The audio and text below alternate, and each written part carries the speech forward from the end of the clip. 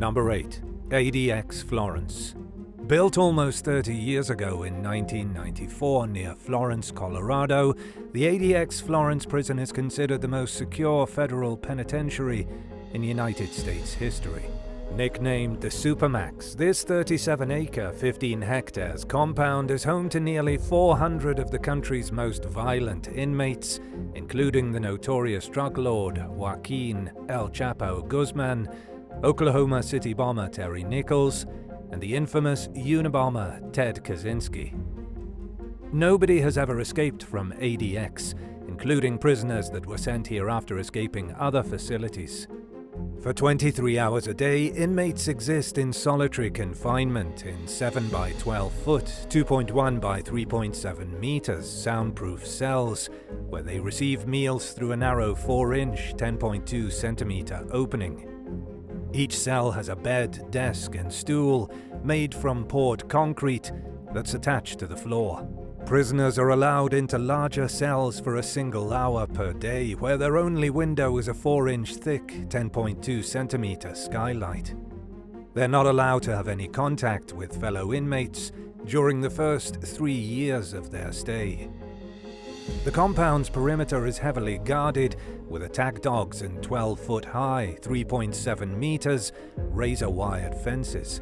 There are cameras pretty much around every corner, both indoors and outside. The only members of the public allowed in are those on a prisoner's pre-approved visitor list of up to 20 people. Many criticize ADX for alleged human rights violations, mainly because of the psychological effects associated with sensory deprivation and solitude. Others believe the prisoners deserve this maddening isolation they're forced to endure as a consequence of committing such horrific crimes. What do you think? Number 7. Tacambu. Built during the 1950s, Tacambu is Paraguay's largest and most overcrowded prison. It was designed to house about 800 prisoners, but eventually became home to a bulging population of more than 3,000. Less than 1,000 of the inmates have been convicted, while the rest are awaiting trial. More than half the country's entire prison population is locked up at the Tacambu facility. The penitentiary is rumored to be so cramped that prisoners are forced to sleep on the floor. Violence is a big problem, as rival gangs have no choice but to coexist amongst each other in such a densely populated space. And although there are armed guards, they struggle to maintain order and are vastly outnumbered by the inmates.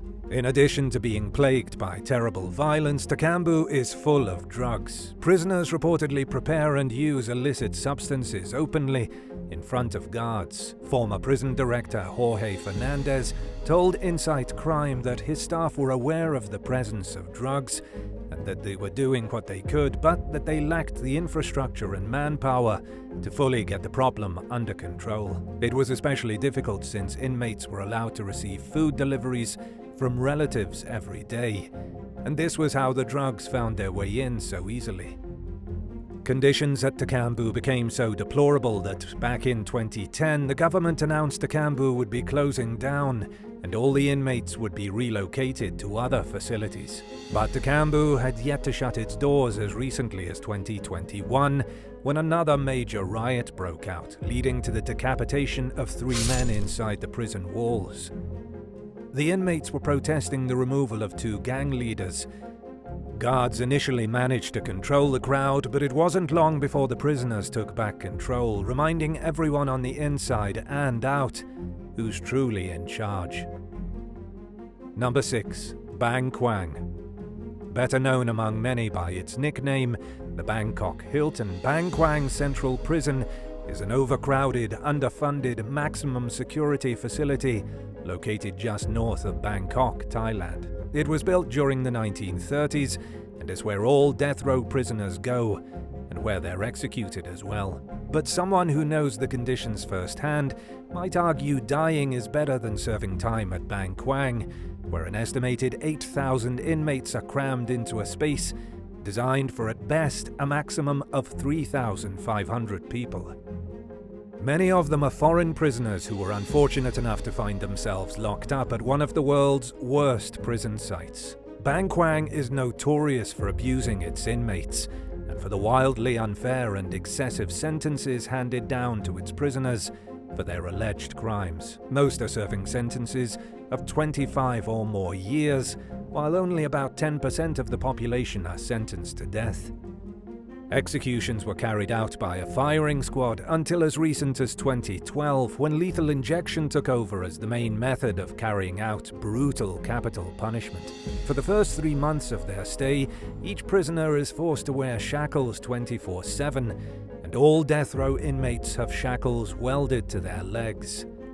The only meal served per day consists of a single helping of rice and soup, and some past prisoners have even claimed the food is usually infested with maggots. Anyone who wants something else to eat must buy it through the canteen, similar to American prisoners that purchase extra goods through commissary. But a lot, if not most, of the prisoners in Bangkwang are poor and must perform work for the more powerful and wealthy inmates in order to get these items. Former prisoners have reported that the facility is heavily infested by rats and fraught with violence, including guards who beat vulnerable and mentally ill individuals regularly. One witness even claimed to have seen a pregnant woman getting assaulted by staff members, proving that literally nobody is safe inside the walls of Bangkwang. Number 5. Patak Island Prison. Nicknamed the Alcatraz of Russia, Patak Island Prison, also known as Ogneny Ostrov, is home to some of the country's most heinous criminals. It's surrounded on all sides by the frigid waters of White Lake, located north of Moscow, where the prospects of escaping successfully and living to tell the tale are incredibly slim.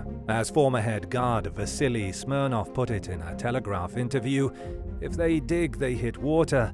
If they try to swim, the guards will shoot them. Inmates are restricted to 2-man cells for nearly 23 hours a day and are only allowed visitors twice a year. For just an hour and a half every day, they're able to visit a tiny outdoor cage that gives them barely any room to move around inside. This is the best shot at exercise they have. Psychologist Svetlana Kiselyova told Telegraph that prisoners typically spend the first 9 months of their sentence adjusting to life at Patak Island.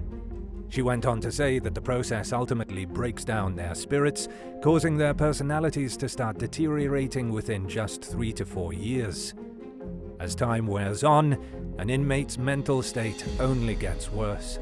A man incarcerated at Patak Island said that there were no proper bathrooms or washing facilities for hygiene. Consequently, it's believed that half of the prison population is suffering from tuberculosis at any given time. Even worse, though, is the isolation prisoners experience while they're cut off from the rest of the world. An inmate even told his wife to divorce him when he was sent away because he knew they had such limited opportunities to see each other. Conditions are even worse for convicts who misbehave and act out of line. Those who disobey the rules can face up to 15 days in solitary confinement.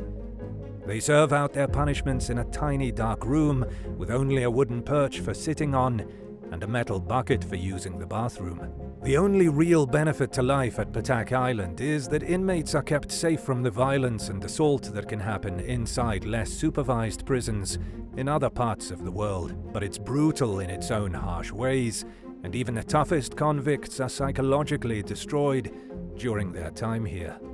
Number 4. Manila City Jail. There's only one guard for every 400 inmates at the Manila City Jail, which is also known as the Old Bilibid Prison. It's become one of the world's most overcrowded detention facilities since the Philippine government waged a so-called war on drugs back in 2016, which dramatically increased the country's imprisoned population. With an estimated 5,000 men being held at any given time in this facility, which was only built for 1,200, violence and filth are constant problems.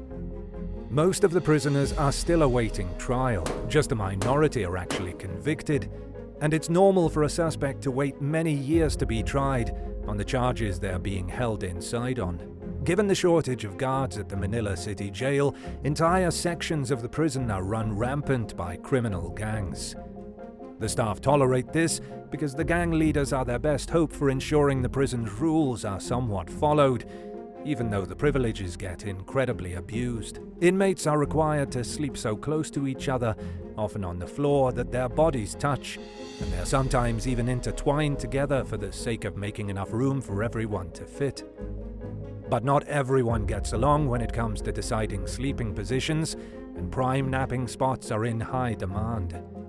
This became evident in 2019 when a riot broke out after some rival gang members fought over a sleeping space. 2 people were killed and 32 were injured in the rampage, which happened in a dormitory built for 200 people. In reality, 800 were housed there at the time. When the COVID-19 pandemic hit, prison officials started allowing inmates to sleep in buildings and spaces that were normally off-limits during the night. But with the Manila City Jail housing over 4 times its intended maximum capacity, it did little to stop the spread of the virus or to put an end to the legacy of violence the facility is known for. Number 3. Diyarbakir Prison. Located in southeastern Turkey in the country's unofficial Kurdish capital, Diyarbakir Prison was founded in 1980 before an infamous coup left it under military control for several years. It has an official capacity of just 744 prisoners, but is sometimes very overcrowded.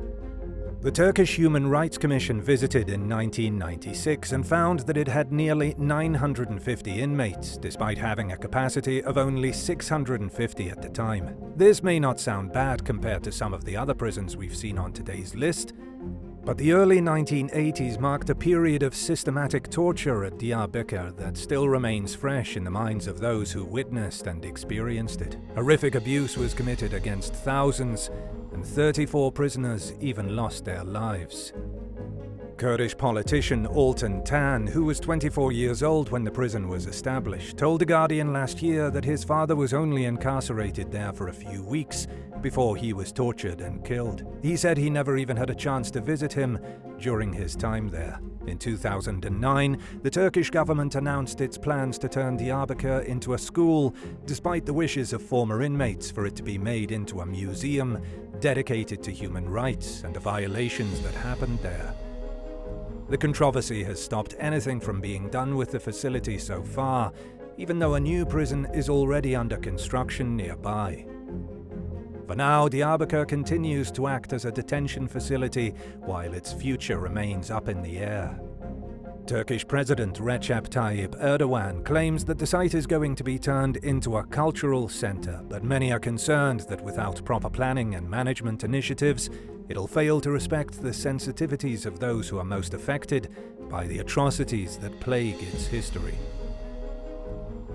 Number 2. Holman Correctional Facility.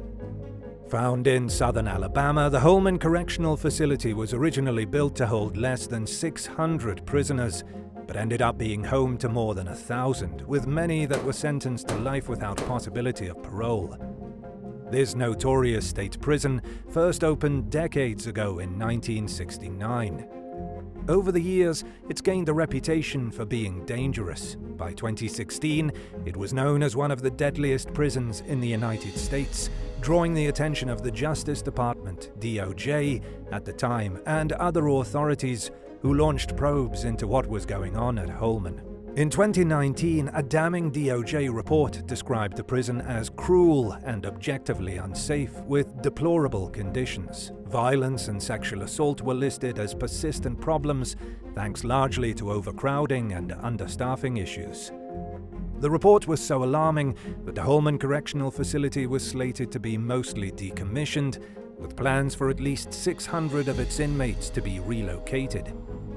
According to the new plan, about 150 low-risk prisoners and many death row inmates will stay at the penitentiary, which is currently home to the state's only execution chamber. But the decision to decommission the prison has been met with controversy, especially while people realize the problems that happen here also happen at prisons around the country that have yet to be investigated. Number 1. Pollsmoor Prison. Built in 1964, Pollsmoor is a maximum security prison located in Cape Town, South Africa, and is home to some of the country's most dangerous criminals. It contains over 7,000 prisoners, despite being built to house a mere 4,340 inmates. The modern facility consists of 5 main prison buildings, including sections for those awaiting trial, juvenile offenders, inmates with day privileges or those that are soon to be released, female prisoners, and men with longer sentences. As organized as it might sound, Pollsmoor is loaded with problems, including the ever-present reality of gangs and gang conflict. Prison staff do their best to keep rival gang members separated from both each other and from the rest of the general population as a way to hinder recruitment processes. But the guards aren't on duty enough to keep a constant eye on all the gang activity, and despite the efforts to control them, these illicit organizations are extremely powerful inside the prison. Known as the number gangs, the 3 main groups are called the 26s, 27s, and 28s. They all work together, with each group performing a different function that contributes to a larger, loosely fit operation. Members tend to get so deeply connected and involved in their gangs that they can't escape their association, even after regaining freedom.